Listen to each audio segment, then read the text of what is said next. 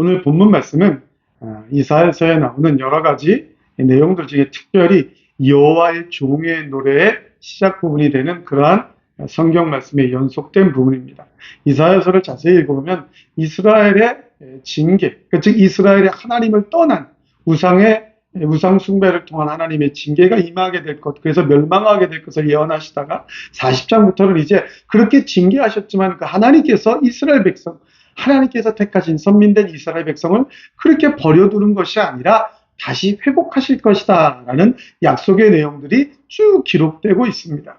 그런데 오늘 본문의 내용을 보면 이러한 하나님께서 이스라엘 백성들을 회복하실 것이다 라는 것이 단지 이스라엘, 현재 이스라엘만을 향한 그러한 예언이 아니다라는 것입니다. 물론 오늘 본문의 내용은 1차적으로는 바벨론 포로 가운데 있던 구약의 이스라엘 백성들이 하나님의 은총으로 다시 회복되어서 바벨론 포로를 끝내고 이스라엘 땅으로 돌아오게 될 것, 고국으로 돌아오게 될 것, 그것을 예언한 것, 또 그대로 성취되는 것 맞습니다. 그러나 더 궁극적으로는 메마른 사막과 같은 이 세상에서 생명의 근원 되신 예수 그리스도께서 오심으로 말미암아 우리 모든 주의 백성들이 풍성한 생명을 얻게 되고 생명의 역사가 일어나서 예수 그리스도의 다시 재림 때에 모든 영적 이스라엘 백성들이 풍성한 은총으로 영광과 축복으로 회복될 것을 예언하고 말씀하는 내용인 것입니다. 오늘 본문에 보면 하나님께서는 이렇게 회복될 이스라엘 백성들을 향하여서 나의 종 이스라엘아, 내가 택한 야곱아, 나의 벗 아브라함의 자손아, 이렇게 칭하고 있습니다. 하나님이 현재 이스라엘 백성들을 아브라함의 자손이다 라고 부르고 계신 것입니다.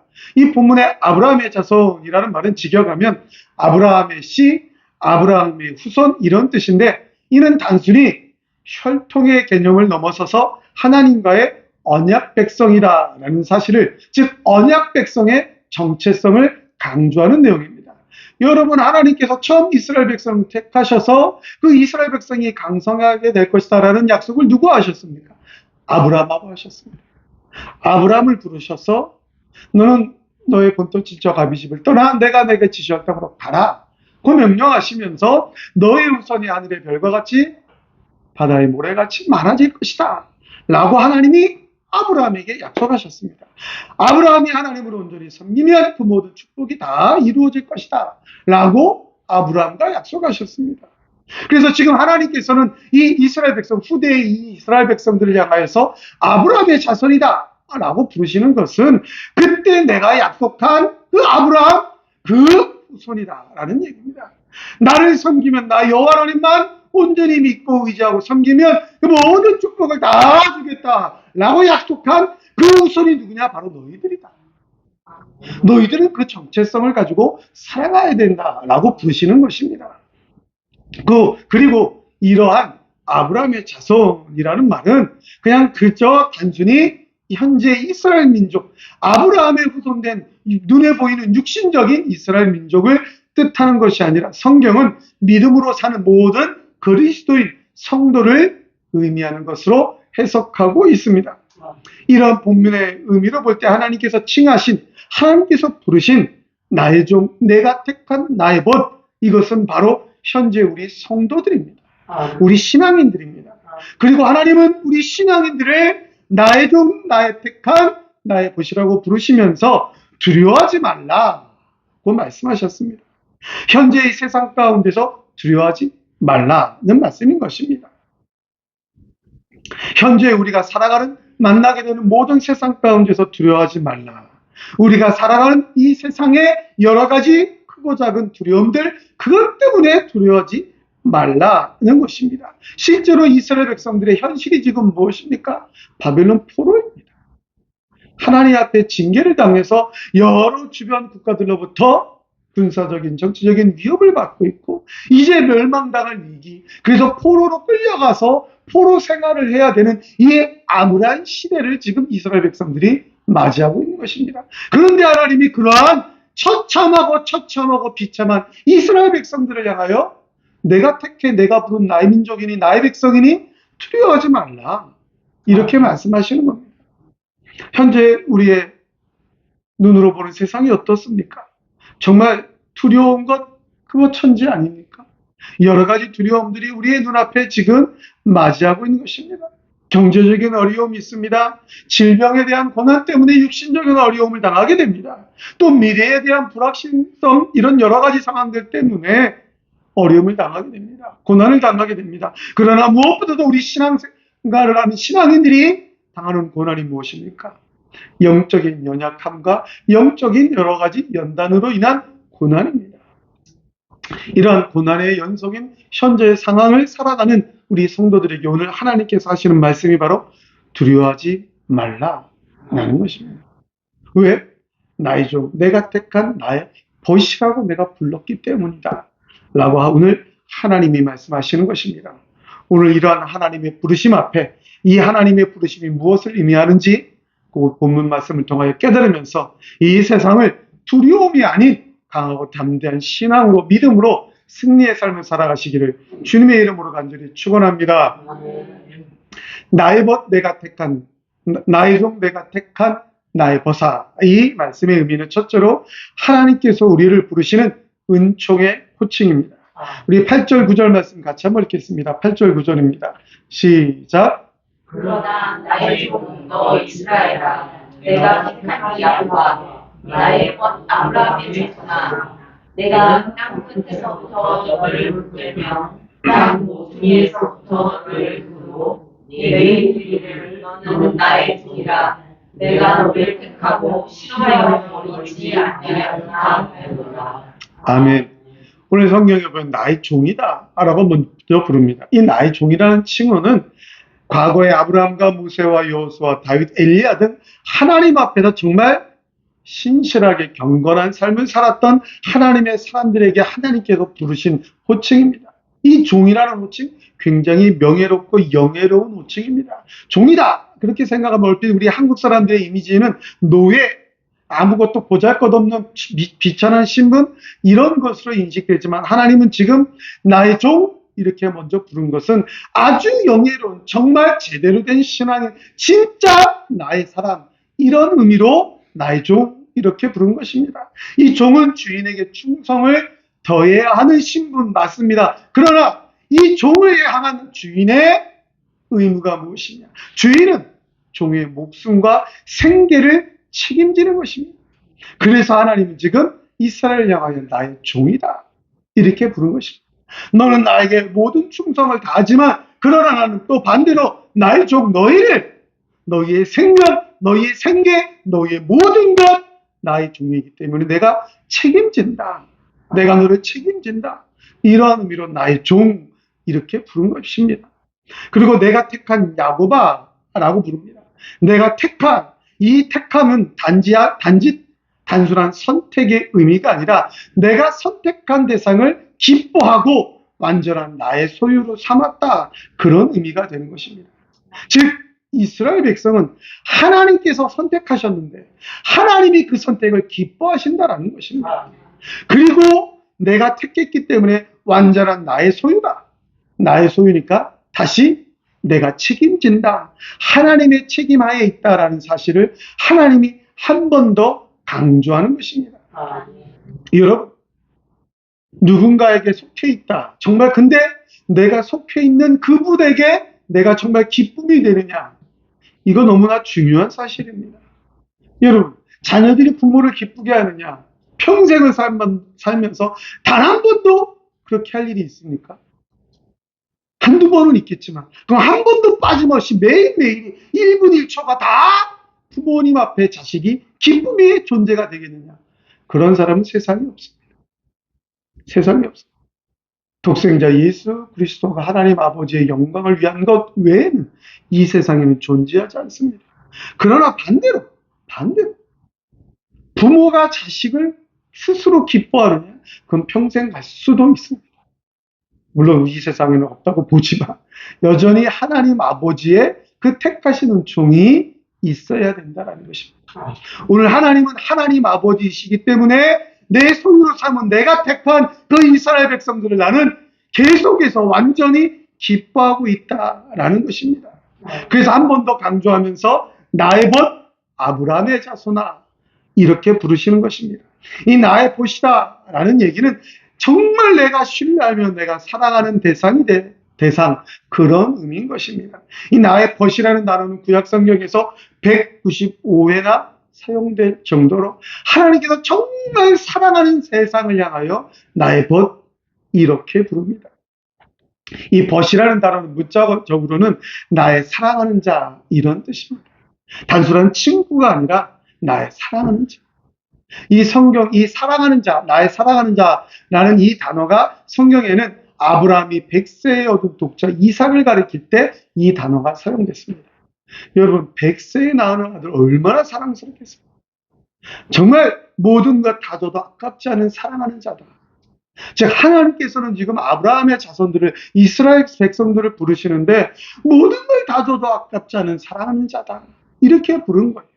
그래서 하나님이 그 사랑하는 자들을 내가 너를 붙든다, 그렇게 말씀합니다. 붙든다, 단단히 붙잡다, 마음을 강하게 하다, 그런 뜻입니다. 하나님께서 이스라엘 백성들을 너무나 사랑하기 때문에 꽉 붙들고 있기 때문에 이 세상을 살아가는데 두려울 필요가 없다라는 것입니다. 그리고 실어버리지 아니하였다라고 말씀합니다. 여기 실어버리지 아니하였다라는 말씀은 문자적으로 보면 그리고 내가 너를 결코 거절하지 않았다, 그런 뜻입니다. 이스라엘 자손이 지금 비록 바벨론 땅에서 소망 없는 나라를 보내고 있을 때 그들은 그 자신들의 정체성에 관해서 수많은 질문을 던졌을 것입니다. 우리가 하나님의 자손이라면, 하나님의 택한 백성이라면 왜 지금 이 바벨론에서 이렇게 어렵게 살고 있습니까? 하나님이 정말 우리의 하나님 맞다면 우리가 왜 이렇게 지금 어려움을 당하고 있습니까? 이렇게 힘들고 어려운 포로 생활을 왜 하고 있습니까? 계속해서 과연 나는 누구인가? 나는 누구의 백성인가? 자신들의 정체성을 잃어버리고 하나님이 우리를 버린 것 아닌가? 하나님이 우리를 싫어서 내동댕이 친 거 아닌가? 이런 의구심 속에서 살아가 있는지 모릅니다. 그러한 백성들을 향하여 지금 하나님이 말씀하는 것입니다. 싫어버리지 아니하였다. 내가 널 거절한 적이 없다라는 얘기. 너를 연단하여서 더 확실하고 분명한 신앙인으로 내 사람으로 만들기 위함이었다. 너를 버린 적이 없다. 그렇게 오늘 하나님께서 말씀하고 있는 것입니다. 사랑하는 성도 여러분, 서두에도 말씀드렸듯이 본문에 나오는 아브라함의 자손은 현재 신약시대를 살아가는 예수님의 재림을 소망하며 살아가는 우리 모든 신앙인들을 말씀하는 것입니다. 그렇다면 우리 신앙인들을 향하여 오늘 하나님이 하신 말씀이 무엇입니까? 하나님이 먼저 우리를 택하셨다라는 것입니다. 하나님이 나를 부르심에 있어서 뭐라고 부르냐? 나의 사랑하는 자다. 내가 너무너무 사랑하는 사람이다. 그렇게 우리를 부르신다라는 것입니다. 하나님이 우리를 뭐라고 부르시냐? 내가 택한 나의 사랑하는 사람이다 라고 부르시면서 뭐라고 말씀하시느냐? 너를 버린 적이 없다. 내가 너를 완전히 붙들고 있다. 눈앞에 당한 여러 가지 현실들이 어렵게 느껴지느냐, 힘들게 느껴지느냐, 고난으로 느껴지느냐, 모든 것으로 다 버려져서 이 세상에서 홀로 남은 것 같은 괴로움과 외로움 속에 살고 있느냐, 걱정하지 말아라. 아멘. 내가 너를 버린 적이 없다. 내가 너를 거절한 적이 없다. 내가 너를 꽉 붙들고 있다. 그러니 두려워하지 마라. 오히려 너는 종으로서의 사명을 감당해라. 하나님의 종으로서 하나님의 그 충성을 다하는 종이 되어야 된다 라고 우리에게 사명을 말씀해 주시는 것입니다. 사랑하는 성도 여러분, 우리가 살아가는 세상이 얼마나 어렵고 힘듭니까? 우리나라 지금 정치적으로, 경제적으로 얼마나 힘듭니까? 청년들은 결혼을 안 하려고 합니다. 왜? 미래가 불확실하기 때문에. 이 월세가 10,000원 되는 집을 지어주니까 월세가 10,000원이라는 집이 생겨났대요. 예. 젊은 청년들 결혼해서 좀 어떻게 해보라고 월세 10,000원짜리 집에 들어가서 살게 되니까 그때서야 이 젊은 여자 신혼부부가 이제 애 가질까 한번 이렇게 시도해 보려 합니다. 그런 인터뷰를 해요. 월세가 10,000원 되니까. 예. 얼마나 힘든 세상입니다. 이 험난한 세상 가운데 홀려 벌어진 것 같은 외로운 삶을 살아가게 됩니다. 그러나 우리가 분명히 기억해야 될 것, 하나님은 나를 절대로 버리지 않는다라는 것입니다. 아무리 괴롭고 힘들지라도 하나님은 나를 싫어서 절대로 버리는 분이 아니라 오히려 꽉 붙들고 있는 하나님이다. 절대 놓치지 않는다. 그러니 두려워하지 말아라. 나는 하나님을 포기하며 잊어버리고 살아갈지 몰라도 하나님은 나를 절대로 포기하지 않는 완전한 하나님이시다라고 오늘 성경이 말씀해 주고 있는 것입니다. 사랑하는 성도 여러분, 한 주간도 또 이 세상을 살아가실 때 하나님이 나를 붙들고 있다. 하나님이 나를 버리지 않는다. 하나님이 나를 부르셨기 때문이다. 이 사실을 믿으시고 하나님이 부르심에 합당한 삶을 살아가시기를 주님의 이름으로 간절히 축원합니다. 둘째로 하나님께서 언제나 우리와 함께 하시는 축복의 표징입니다. 우리 10절 말씀을 같이 한번 읽겠습니다. 10절입니다. 시작. 두려워하지 말라. 내가 너와 함께합니다. 놀라지 말라. 나는 네 하나님이 되리라. 내가 너를 굳세게 하리라. 참으로 너를 도와주리라. 참으로 나의 그 오른손으로 너를 붙들리라. 아멘. 아멘. 오늘 하나님께서는 먼저 이스라엘 백성들을 향하여서 사랑하는 자다라고 삼중적으로 호명을 하셨습니다. 나의 종, 내가 택한 나의 벗, 이렇게 세 번이나 사랑을 표현하시며 불러주셨고, 그 다음에는 위로를, 이중적인 위로와 또한 삼중적인 보호를 약속해 주셨습니다. 그러면서 처음으로 두려워하지 말라라고 말씀하십니다. 고난의 현장 속에 있는 그러한 이스라엘 백성들을 향하여 두려움을 극복하라. 그러한 고난의 무게 때문에 쓰러지지 말고 소망을 잃지 말고 일어서라. 그 명령인 것입니다. 여러분, 정말 현실이 눈앞에 놓여있는 현실이 너무 어려워서 힘들어서 고난이라고만 생각해서 지금 벌벌 떨고 있는 공포 속에 있는 그 하나님의 사람들을 향하여 하나님이 먼저 하신 명령이 무엇이냐? 그 두려움을 금지하라는 것입니다. 그 공포 속에 있는 그 두려움을 금지시키고 있는 명령을 하나님께서 하고 있는 것입니다. 여러분, 우리가 여러 가지 세상 살아가면서 공포심이, 두려움이 느껴질 때 뭘 먼저 해야 됩니까? 두려움을 안 느끼면 되는 거예요. 무섭다고 생각하지 않으면 그러면 마음이 한결 편안해지지 않습니까? 눈앞에 현실적으로 뭔가 도움의 손길이 다가오지 않더라도 캄캄한 길을 걸어갈 때 혼자 가는 것 같아서 무서울지라도 나는 무섭지 않다 라고 딱 강하게 마음을 먹고 가면 일단 편안해지지 않습니까? 실제로 캄캄한 길에서 뭐 보여지는 것이 없고 도와주는 손길이 없을지라도 일단 내 마음이 두려움, 공포 이것을 없애버리면 그러면 마음이 먼저 편안해지는 것입니다. 하나님은 먼저 두려워할 필요가 없다. 그러니 두려워하지 말아라. 이스라엘 백성들에게 두려워하지 말라는 금지의 명령을 통하여서 이스라엘 백성들을 안심시켜주는 것입니다. 그 이유가 무엇이냐? 두려워할 필요가 하지 말아야 할 이유가 무엇이냐? 왜? 이스라엘 하나님의 자손이다라는 것입니다. 그러면서 놀라지 말라. 내가 너와 함께하니. 놀랄 필요가 없더라는 거예요. 두려워하거나 눈앞에 놓여있는 여러 가지 현상 때문에 깜짝 놀라서 공포심을 느낄 필요가 없다. 왜? 내가 너와 함께함이라. 하나님께서, 전능하신 여호와 하나님께서 그 이스라엘 백성들과 함께 하신다라는 얘기입니다. 여기 하나님, 내가 너와 함께함이라, 하나님이 함께한다. 하나님에 해당하는 단어는 엘로힘인데, 이 엘로힘이 의미하는 그 의미는 창조주 되심 또는 하나님의 전능하심을 부각시킬 때 사용된 단어입니다. 즉, 이스라엘 백성들이 두려워하거나 놀랄 필요가 없는데 그 하나님이 함께 하신다. 그 하나님이 어떤 하나님이냐? 이 모든 천지만물을 창조하신 전능하신 하나님이다. 눈에 보이는 어떤 위대한 세력이 아니라 전능하신 하나님, 못할 것이 없인 완전히 능력이 한이 없으신 그 하나님이 함께 하시기 때문에 두려워할 필요가 없다라는 것입니다. 이러한 하나님의 선언 자체가 바로 이스라엘 향한 하나님의 사랑의 표현인 것입니다. 그리고 오늘 성경에 보면, 성경을 읽다 보면 하나님이 너와 함께한다. 이 의미가 꼭 그 당시 이스라엘 백성들, 그 바벨론 포로로 잡혀가는 그 시대에만 함께한다라는 것처럼 느껴질지 모르지만 성경 원어에 쓰인 단어를 보면 이스라엘의 하나님이 되겠다, 하나님이 이스라엘의 하나님이 된다라는 그 의미는 언제나 그런 뜻입니다.